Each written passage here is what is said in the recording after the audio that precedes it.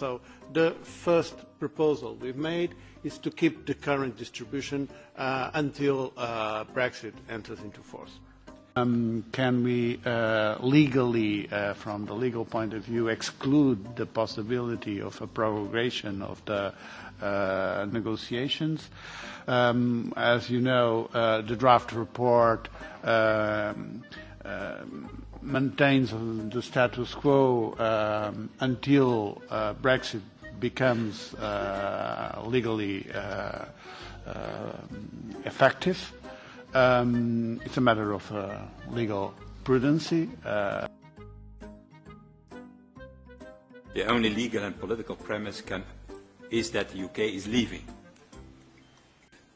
So the only thing to do is not to start now to say, yeah, in what situation we are, they are leaving. No, they have notified to leave.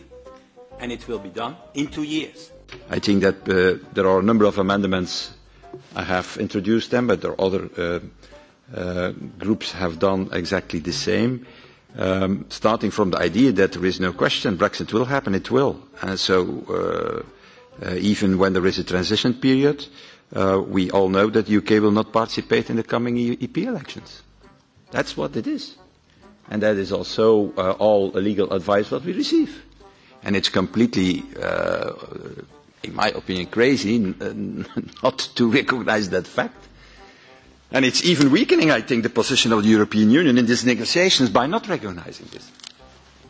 So the proposal that, but it is not only my amendment, there are a few amendments going in that direction, is to recognize that fact and so to delete all these recitals and articles that doubt about the exit of Britain from the European Union, and to prepare ourselves for what will be the reality, and that is an exit in March 2019 and elections in 2019 without British members.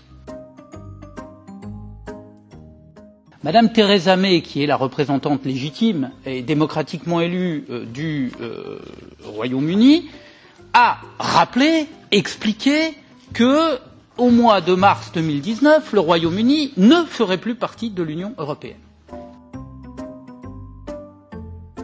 Le Brexit est décidé, il prendra effet fin mars 2019. Personne, ni ici, ni sur le continent, ni au Royaume-Uni, n'envisage et ne propose de réélire des députés européens britanniques en 2019. Bon, donc ils ne seront pas là. Et donc ne nous embêtons pas avec de faux arguments juridiques.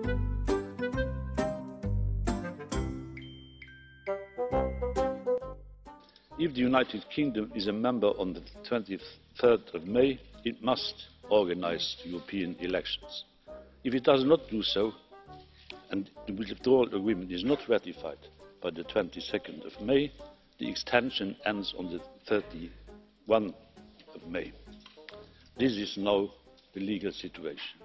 I'm glad that as a rapporteur I've presented a proposal and then supported also by my co-rapporteur Danuta Hübner when we've discussed the composition of the Parliament, allowing for this safeguard mechanism, saying that the status quo of the composition of the Parliament will remain in case of a delay of Brexit.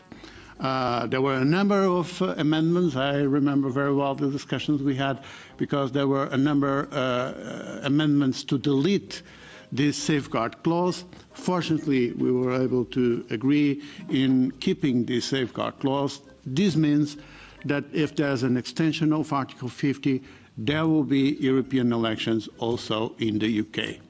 And I would like to say that there cannot be any suspension of democracy.